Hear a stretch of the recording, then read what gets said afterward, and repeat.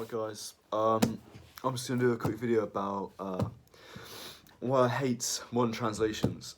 So, I think it's a really difficult question, to be fair. Like, what job does a translation have? If you're translating particularly an ancient piece of work, like, how do you do that well? Because you've got to be accurate, you've got to be faithful to the text you're translating, of course. But you've also got to be engaging and, write a colourful and interesting translation that does the translation justice. And these two things are kind of at odds with each other. You can't. You can go too far either way, where you just write a really beautiful translation, but it's nothing like the original. Or you can write an excellent, accurate translation, but it sounds shit. So it's a hard line to toe. But I think the translations of the sort of 19th century, I guess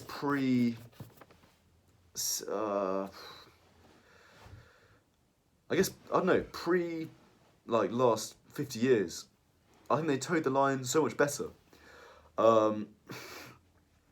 Because they were very concerned with the aspects of making it sound very beautiful and interesting. I think modern translation today is slightly too focused on accuracy.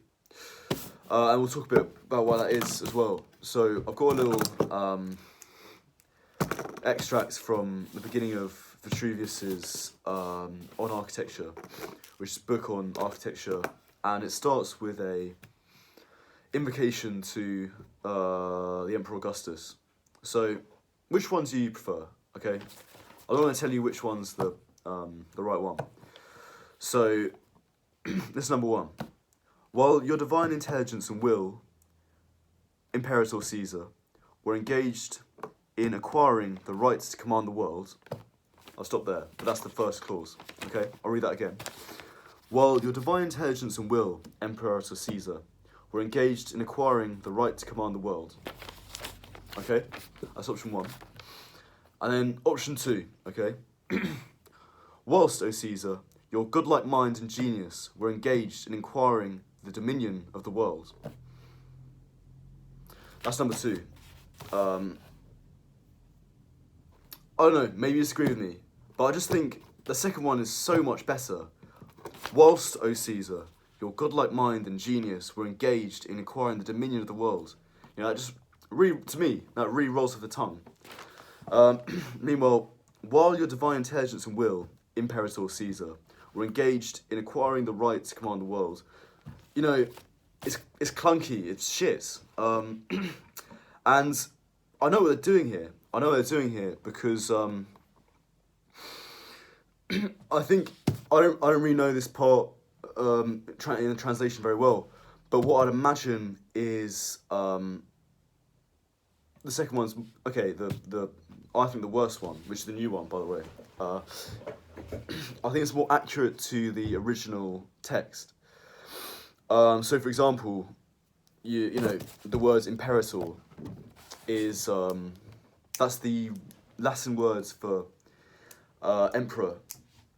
It also meant general as well, so it's quite difficult to translate into English, which is why in the modern translation they've just kept it as the Latin words.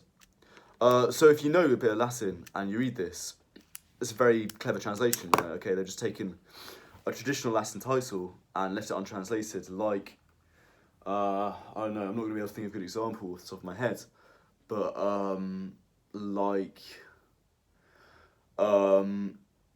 Don, Don Corleone, Don Barzini, Don is like laws, right, in Italian, or I mean something like that, but it just sounds nice in English.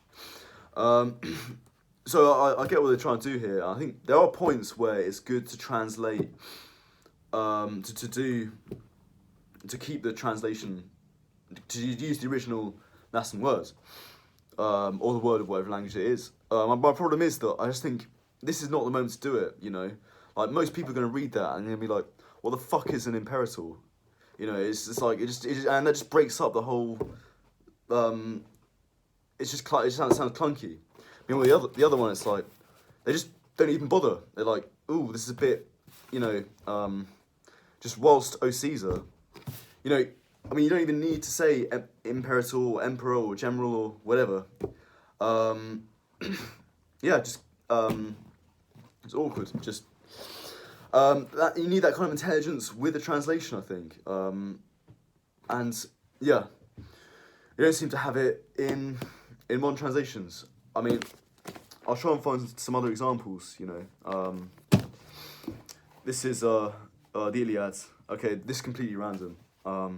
So the grim battle of the Trojans and Achaeans was left to them alone, and the fighting swayed many times this way and that way over the plain, and they aimed their bronze-tipped spears at each other between the streams of Simois and Xanthus. Okay, that's a relatively modern translation. That's book 6. Book 6? Yeah. Okay, let's see what it's like in this. This is slightly older one. I'm going to have to find the. I'm going to have to find the chapter. Hector Andromache. Okay. So the Trojans and Achaeans were left to carry the grim struggle alone, and the battle kept swaying to and fro across the plain, with many a volley and counter-volley of bronze-headed spears midway between Simois and the streams of Xanthus. Yeah, should we do that again? Okay. So the grim battle of the Trojans and Achaeans was left to them alone, and the fighting swayed many times this way and that over the plain, as they aimed their bronze-tipped spears at each other between the streams of Simois and Xanthus. This is the second one. So the Trojans and Achaeans were left to carry on the grim struggle alone, and the battle kept swaying to and fro across the plain, with many a volley and counter-volley of bronze-headed spears, midway between Simois and the streams of Xanthus. It's slightly less obvious in that example, but I'd still say it sounds a lot better in the second version, I think. Yeah, I don't know. I'm just having so much fun here. I'm going to find an example. Okay. Let me find a good bit. Lord of the Earthquake, replied Zeus the Count Compeller, you have read my mind, all right, and know why I have summoned this gathering. They do concern me, even in their destruction. Nevertheless, I propose to stay here and seat myself in some Olympian glen, from which I can enjoy the spectacle.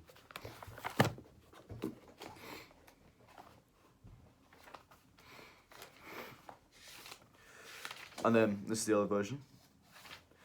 Then Zeus the Cloud Gatherer answered him, you have realised the purpose of my mind, Earthshaker.